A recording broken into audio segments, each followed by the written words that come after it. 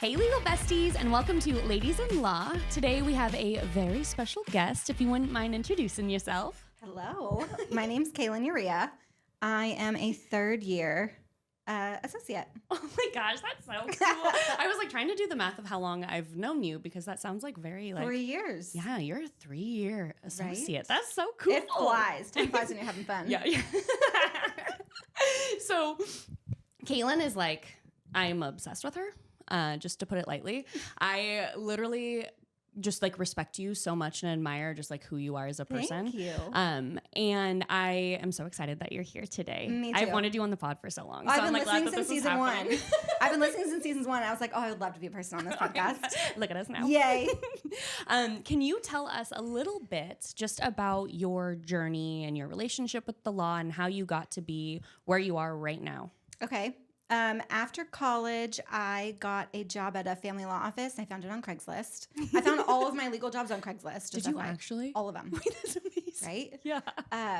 I was a receptionist, then a legal assistant, and then a paralegal. I worked at this family law firm for just under 6 years. Learned a lot, moved back home to LA, got a job at a pharmaceutical products liability firm, did a little civil litigation, went back to family law in Newport Beach, and then back to civil litigation. And then I went to law school. So I have about 8 years of experience in the legal field before going to law school. And did you know during that time that you would eventually want to go back to school and become a lawyer? Or was that something that developed during the years? Nope, I knew it the whole time. After I graduated college, I was like, okay, maybe I should go work in a firm just to make sure I like the flow and I understand, the roles of everybody. Mm-hmm. And so I wanted to kind of put my foot in the water.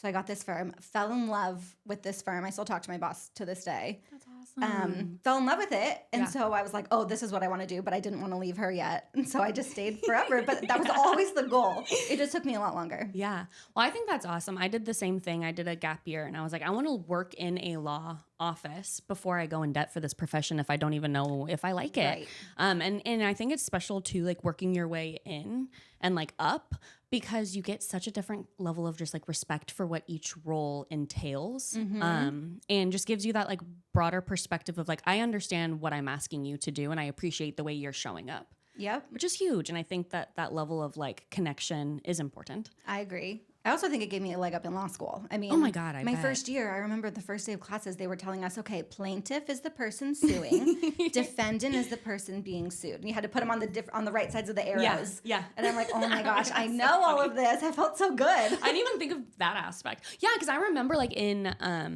in one of my classes, we were learning about just discovery. And I was like, I've drafted discovery shells before. And it's just kind of, you feel oh, wait, I know a little bit. Right. But it puts it into context. So it's I knew everything that I was doing. But then once I got into law school or once I got into practice, it's oh, wow, now I know why I'm doing this. Now I know why this discovery is so important. Not just, oh, I've got a template of shell discovery. So it was really nice. Yeah. No, the why is huge. Mm-hmm.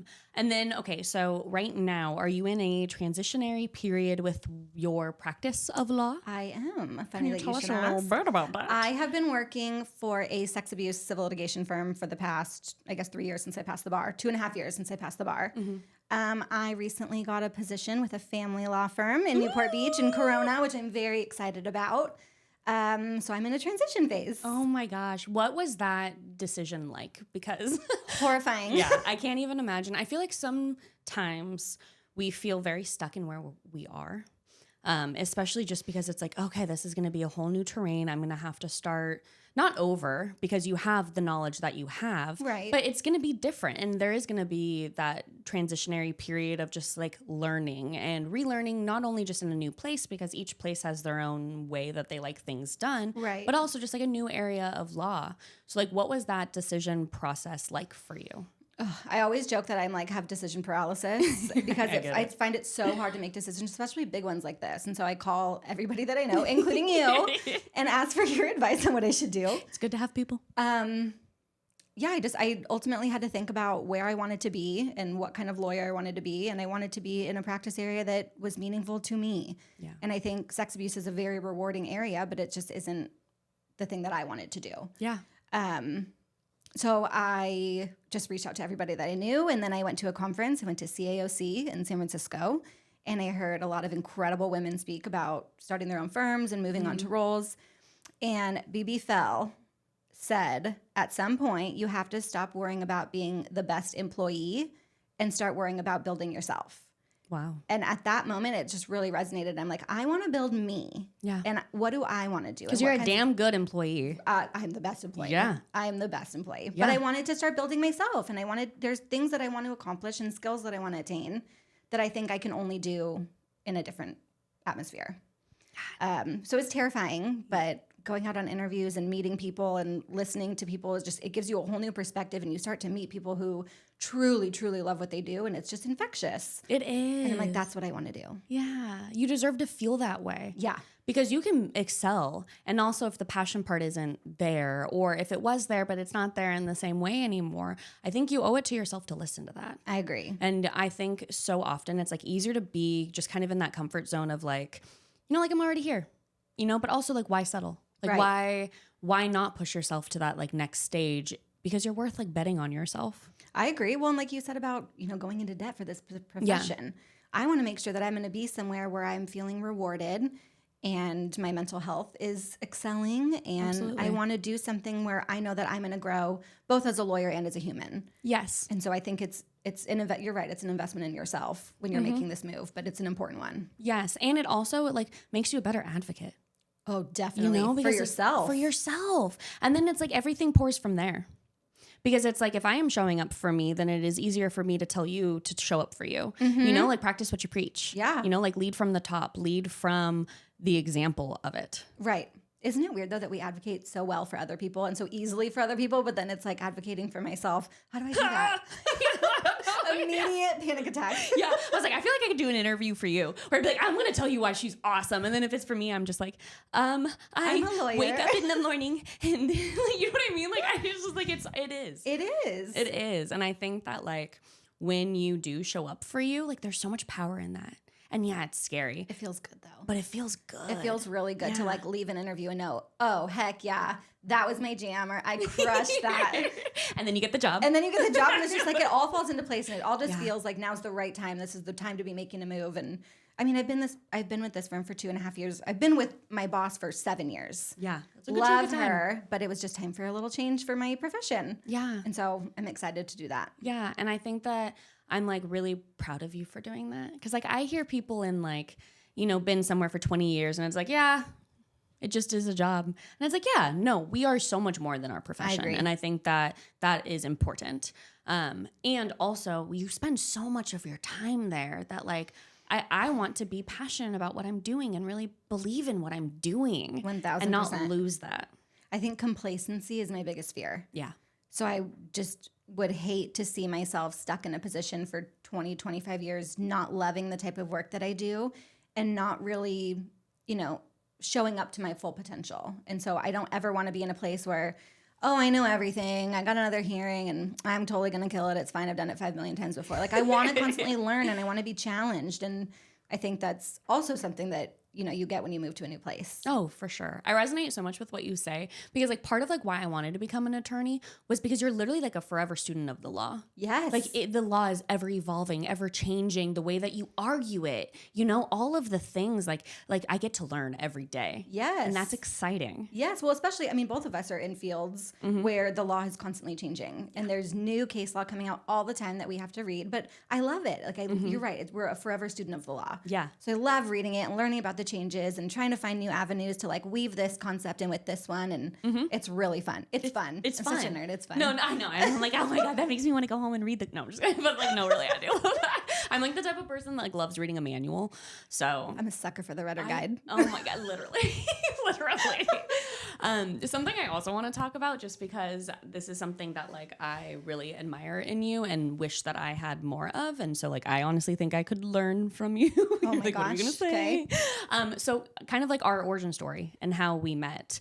So I did a webinar on, I think it was initial disclosures. It was the new Code of Civil Procedure. Was it? Yeah. That talked about initial disclosures, and it was modeled after the federal rule requiring initial disclosures. Yeah.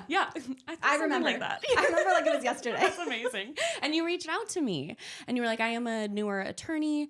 And I really wanted to just meet you. I'm like looking for someone to pick their brain and like have as a mentor in this like field. And it was the first email I've ever received like that from anyone ever. Yeah. And so I was just like, oh my gosh, someone thinks I know enough to be a mentor. That's crazy. Oh my God, stop. I literally was just like, I screenshotted it and I was like, I want to hold on to this forever because that feeling was so cool. And like, that's so sweet. Yeah. I don't even know if I've told you that. It was so, it meant a lot to me because that's like what I want to be in this field. But it was like the first time that I actually like received it. Oh, and that makes me so happy. Oh my God. It was like amazing.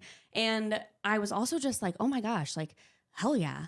Like she reached out and did that. Like I want to do things like that, but I'm so afraid and I just overthink things in my head. And so I kind of just want to talk to you about like, how do you find the confidence to reach out and put yourself out there and do that? And is it easy? Is it a process? Like tell me everything. I think it's a whole process. I don't think confidence is like a single personality trait, right? I think it's something that you build. For me, I think confidence is like my desire to be excellent. I want to be good at what I do and I want to be the best at what I do. So I also, there's a couple like cheesy little sayings, right? Like closed mouths don't get fed. And what's the worst answer they're going to tell you? No. Yeah. So you can prepare for the worst because the answer is going to be no, or they don't respond, which is whatever. Yeah. So I find that I want to be a better, like I said, I want to be a better human. I want to be a better lawyer. And so reaching out to people who are good humans and are good lawyers is something that, why wouldn't I want to surround myself with those people? So for me personally, when I reached out to you, I had just finished, I think I just passed the bar. And I didn't know anybody that had been practicing longer than me. Love my friends from law school, but they were useless to me at this point. Yeah, yeah. All my, former bosses, they've been practicing for 25, 30 years, also useless to me at this point. So I'm like, I need to find somebody who's cool and smart and talented and works for a great firm, and it's somebody that knows what they're doing. And then I sat on your webinar and I was like, oh, Mikaela's my girl. I am going to be her friend. And I went and told everybody, I was like, oh yeah, I have a friend now. I have a friend, Mikaela. No, it was so nice because then and even to this day, I bounce ideas off of you. I ask you for help in how I'm going to respond to emails or like how I set personal boundaries and professional boundaries, which we're still working on. Yeah, yeah. It's an evolving process for sure. I think it's difficult to reach out to people, but at the same time, it's like you have to put you first, right? Building yourself up is the core, I think. And so if I want to be better at depositions, I reach out to somebody who's taken hundreds of depositions and I ask for transcripts. Or I ask for, and again, what's the worst they're going to say? No, Kaelyn, I'm not sending you my stuff. Yeah. Okay, cool. I'll just reach out to another one. That's amazing. It's really cool. And then you see people who have great personalities and say, I want to emulate that kind of trait, or I want to be this kind of person. And so talking to different people kind of makes me realize what kind of lawyer I want to be. And like I told you earlier, it's like I think growth comes in the uncomfortable. And so you've got to put yourself in discomfort to grow outside of your comfort zone. And it's extremely freaking difficult. Yeah. But the alternative to me is worse. I don't want to be complacent. That's incredible. And like, look at you now. Like you are definitely not complacent. I'm not complacent. You're not at all. And that's sick. Like that is like to have a goal and to actively like work towards that goal is amazing. Because it's one thing to say something, but it's another to actually have your actions align with it. Right. And like everything you do aligns with that goal. I try. Well, I mean, it's easy. I want to reach out to, this person because they've taken a bunch of depos of experts or something. Okay, cool. But what does that want get me? It gets me nothing. I still don't know anything about deposing experts. And so I've got to reach out and put myself out there. And I have yet to receive a no. That's amazing. And I have yet to receive somebody say, I'm not interested in talking to you. Every single person that I've met, lawyers love talking about themselves. So every single person I've met was like, let me take you to lunch or let's go to coffee. And I show up with my notepad and that's amazing. I feel like I'm better to this day for that reason. Yeah. And I feel like that's like the part of this profession that I love when people show up in that way, because it's like, I think this profession could be so much better if we were so much more collaborative on both the plaintiff and the defense side. Oh my gosh. Where it's like, we're all human beings doing a job. Right. Why can't we just show each other that level of respect? Yeah. Well, I think plaintiffs have it down pretty well. I mean, we've got the listservs that are incredible resources. I mean, I search those listservs for like the last hour of my day just reading things. That's amazing. But I think we're super collaborative. People are sharing templates and sources and outlines and depot transcripts, and it's fantastic. Yeah. No, it's important because the gatekeeping, I just don't understand. It's like, no, I want everyone to like spend their time doing the actual advocacy, not recreating a sample that you can just get from somewhere else. Right. You know, like why would I spend my time on that when I can spend that time with my client and like advocating for them? Right. Or, you know, helping change the law or helping just show up for some, like there's so many things that I would like my time to be spent on. And I want agree. that for other people too. And so it's like, if I spent a little bit of time making a template, like, yeah, I'm going to share that. That's going to save you time. Right. And also it's like, maybe I can pick your brain once you start working on it. Maybe we can start collaborating from there. Then you learn something new. But I also think that it's mutual too. So like I said, I've only been practicing for 2.5 years, 3 years. So my knowledge is fairly limited, but where I can help, I help. And so someone on listserv is asking for a motion in limine on something extremely specific that I've done. I'm going to send them that motion. And I say, I didn't win, but here's the motion. Or I did win. Yeah. And both are helpful. Take it. Enjoy it. Learn from it. Yeah. You know, let me know how it goes. So I do my best. Yeah. Well, that's like all we can do, you know? And I think that like something that's like riddled in what you're speaking to is like the networking aspect, and not necessarily just like the quintessential, like, oh, I'm going to a conference and I'm going to give you my business card.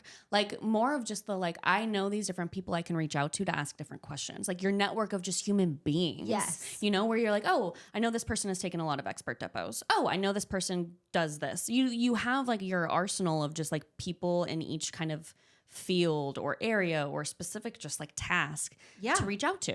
Well, then I'm so neurotic. I put them all on a spreadsheet. Do you? That's I amazing. have them all in an Excel spreadsheet.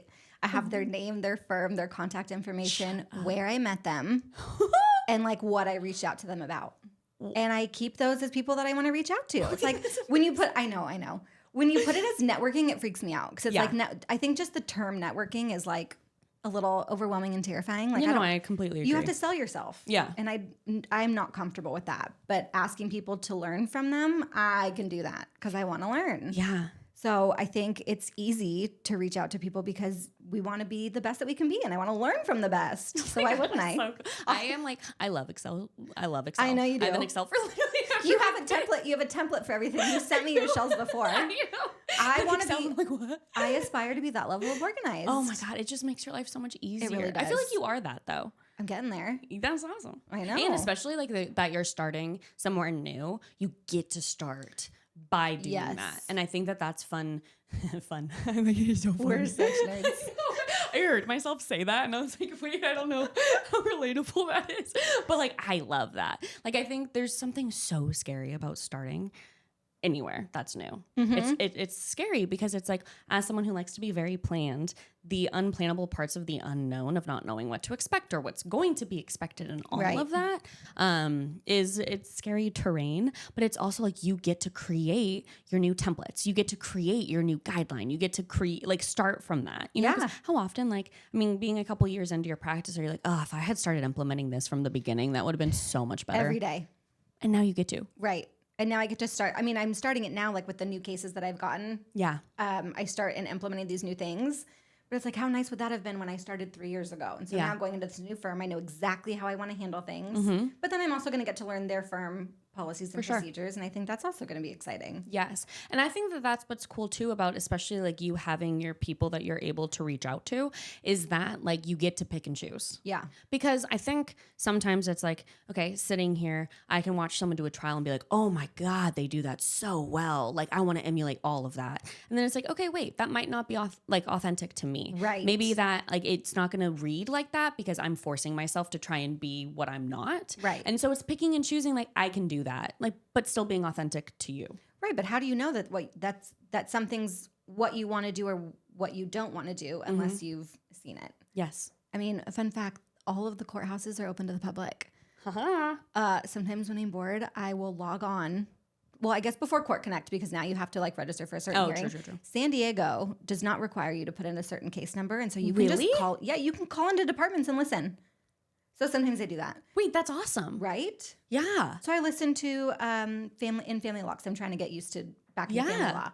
So I listen to requests for order hearings for RFOs. I listen to ex-party hearings. I listen to status conferences because I want to know what everybody's saying. That's amazing. But then if I hear it and I'm like, oh, I did not like how that attorney handled that, then I know, okay, this is what I have to do to avoid that. Yeah. Do you take notes? All the time. Okay. Because I feel like I would just want to like write down like, okay, this is what I like. I mean, like, I know I've told you this, but like I have folders for everything where like if someone writes something, I'm like, oh, okay, I like how they wrote that. You know, where you just are picking and choosing where it's like, okay, I'll put that in my own voice, but also like I like how that was very kind, but also still demanded respect. You know? So it's like you're doing that by listening into that. That is so smart. I love that. Or like okay, how can I start? I mean, all the lawyers on Instagram now are sharing that they're in trial. And so I think one time Gary Dordick posted that he was doing a closing argument in a sex abuse case. And he posted it for everyone to see. And so I went with one of my coworkers and we went and sat in the courtroom, standing room only. Shut up. Oh my gosh, it was packed. That's amazing. But how cool was that he just shared that on Instagram. And I got to go and I got to watch him do a closing argument. And it was fascinating. I mean, obviously he's, you know, incredible. A legend. And so what he does is probably something that's going to be difficult for me to emulate.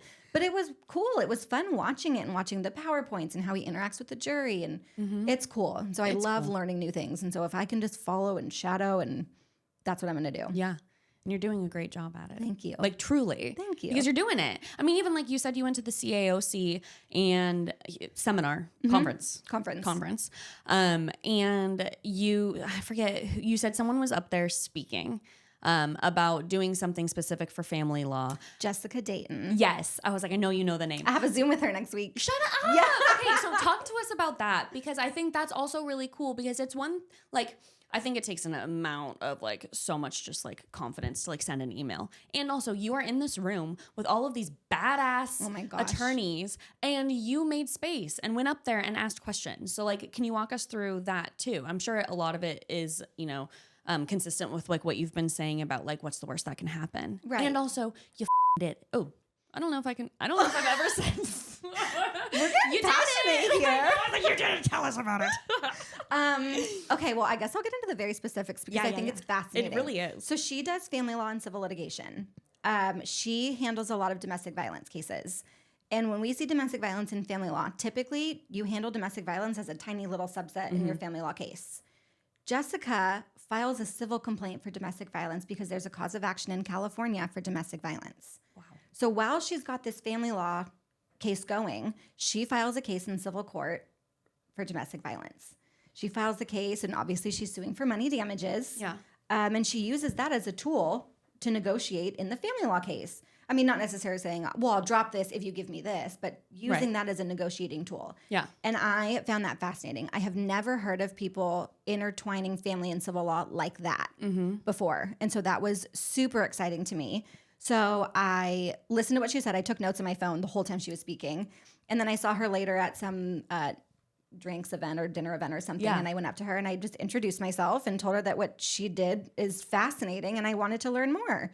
And she was so sweet and said, oh, I will share my demand letters with you. If you ever want to bring me in on a case, I would love to work a case with you. Like, let's chat. And I've stayed in touch with her and I've emailed her a couple times. But like, again, what's the worst that was going to happen? Yeah. She says, no, I'm not willing to share all that stuff, which again is so atypical for plaintiffs' attorneys. They want to share everything. And so now look, I go to my interview at this family law firm and I say, wait, I just learned something really cool. This is my favorite part. I told her in my interview, I learned something cool. And we had a little discussion about it. And then I emailed her. I emailed the attorney that I interviewed with. I emailed her after, like the day after, and I thanked her for her time. And I said, I found out a little bit more about the civil action that we were discussing, but you have to hire me for me to share the good stuff. And she goes, LOL, laughing but not kidding. You got it. Or something like that. Like, you got it. Hired. And I was like, did I just get hired?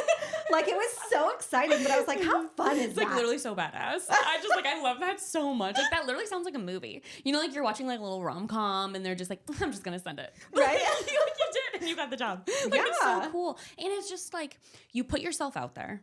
You had this conversation. You learned something. You made this connection with a human being that will be amazing for you as a connection throughout your career. Right. And then you get to utilize that in an interview. Like, that is just, like, you get to literally see the fruits of your labor right then and there. Like, I put myself out there and look what it's getting me. Right. Like, that's so cool. Well, and I mean, obviously in interviews you want to put your best foot forward. And so, like, when I was talking to her, I want her to see that, you know, I understand that it's, you know, a little step down when I'm transferring from from civil litigation to family law. And I get that that's difficult. But these are the skills that are transferable that I find that will serve me well in family law.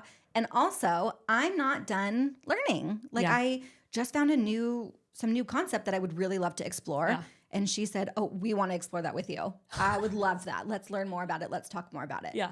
And so it's fun. Oh my gosh. I'm so proud of you. Thank That's just you. so cool. Like, I don't know. I think you walk the walk, talk the talk, to do whatever that saying is, you do it. I try. That's awesome. I mean, the people that I want to be like are, right? They're all talking the talk and then they're walking the walk. Yeah. Oh, that's what it is. Yeah, I said Yeah. walk and then talk, but it's talk walk. Talk walk. Yeah. Yeah. Okay, cool. I'll get that right the next time. I love being, just like front row to like your journey because you're You're so kicking sweet. ass. Thank you. Yeah. I mean, it's tough being a young lawyer, but at the same time, it's like kind of the best time to put yourself out there because if you've been, not like I'm judging anybody, but if you've been practicing for 30 something years and you're reaching out saying, how do I do this? Yeah. One, I think that shows a lot of humility. For sure. Because you're still acknowledging the fact that you're not complacent, which I would love to be. Yeah. But now I feel like it's the safest time to do it. Yeah. It's like I'm very, elementary in what I'm learning right now. And so I want to know more. Yeah. I love that mindset because Thank I you. think sometimes it can be the opposite where you're like, I need to prove my worth. I need to prove that I know everything. I need to prove that I can just like hit the ground running. And it's like, I just don't always think that that's realistic. Right. And I think that, I still ask a bajillion and two questions too. And like, I love when questions are asked because then it's a safe space. Like, I really do think you lead from the top. And so if I show that I am still learning, or if I am honest about like, you know what, I think I got that one wrong, then that creates a space where other people can feel like they can do the same thing back. Right.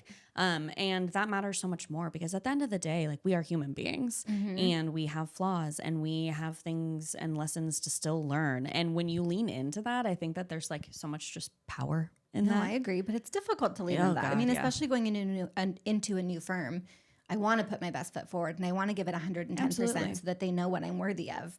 But at the same time, it's like, why do I feel like I need to give 110% when I already know that I'm a good employee and I'm a hard Absolutely. worker? Yeah. So it's like a self-limiting belief almost that I have to like get over before I can be the best that I can be. But Yeah. I'm working on it. Yeah.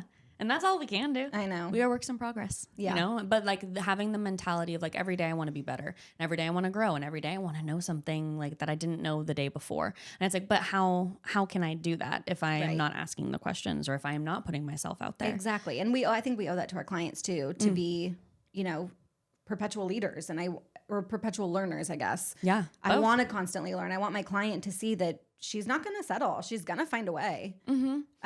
Okay, wait, one more quick story about my interview. Yeah, So they no, gave me a let's go. hypothetical. Yeah. And I'm not going to say it just in case anyone It's interviews used it again. there and I'm like spilling it. So she asked me a hypothetical and goes, you don't need to have any knowledge of family law. Just answer this question how you think. And so I gave a couple answers and I said, I would want to know more. I'd want to ask more questions and I would want to learn more and I would want to solve the problem. Yeah. And then I asked her, I said, so what's the right answer? And she goes, the right answer is I'll figure it out.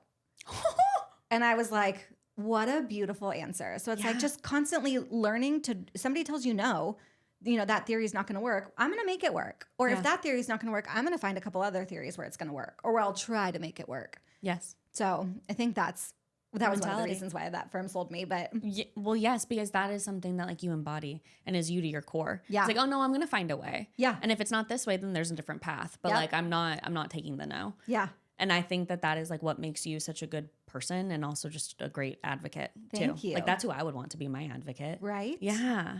But like you embody that Thank in like you. every area. And that's awesome. You're awesome. Okay. So for our last question, this is, I know. Can you believe it's already the last question? Jeez. I know time flies. I know. So something that I am asking our guests, just because I think that there's so much like power in being able to do the reflection, and also just important for young women to hear that there's like another side of just life, where like if you're in a hard chapter, like there's another chapter that is going to be written after that one. And so I think what I would like to ask you is if you could give young Kaelyn one piece of advice, what would that advice be? I feel like I have so many things I should tell young kids. I know. I'm like, okay, any advice, as many advices. I Top feel three. like one, and I think it's kind of cliche, but I feel like you can do hard things. If you think something's difficult, don't give up. Like it's hard for a reason. It's hard because it's either the wrong way and it's going to divert you to the path that you're meant to be on, or the answer's just on the other side of that wall. So it's like you can do the hard things and you can push past when people tell you no, and you can, learn more things about things that people have told you if this is worth exploring and work through it. Yeah. I think that's love my that. favorite. I love cliche things because they're cliche for a reason. Right, because they work. Because they work. And I think I love little catchphrases, like things that you just like tell yourself in hard moments. Or, I mean, like for me, I hate making mistakes. I hate it. And also I think some of my best lessons have come from those because I never want to feel that way again. That's true. And so I think like, yes, you can do hard things. And like your life is like a blueprint for showing that. Where it's like, look at these things that I thought would break me or I thought were like the hardest thing I would ever be going through. Right. And then you're on this side of like, oh my gosh, I made it through. And also like, I love who I am today. Yeah. And that is amazing. I love that. That and also, so we were talking about this earlier, but celebrating everything. Yes. I want to celebrate everything. Yes. I do a hard thing and I accomplish a hard thing, I'm going to celebrate it. Hell yeah. You deserve to be celebrated. Right? Yeah. Everything deserves a celebration. Yes. Because like, why not? Like, I think mindset is so important. And it's like, if I am choosing to be excited about this little thing, hell yeah. Maybe I just need to be excited about something. And like, that is enough. Yeah. Right? I think you need to know that the light is at the end of the tunnel. Yeah. So if you know you're going to do this hard thing and a celebration's on the other Yeah. end, why wouldn't you want to keep pushing know. through? I want to get to the celebration. Hell yeah. Thank you so much for being on this podcast. Thank you for having me. What a dream. I know that this was like so much fun. I got to just like spend all this time hanging out. Oh, love it. Love it. I really appreciate you and I appreciate Thank everyone you. for listening. Until next time. That's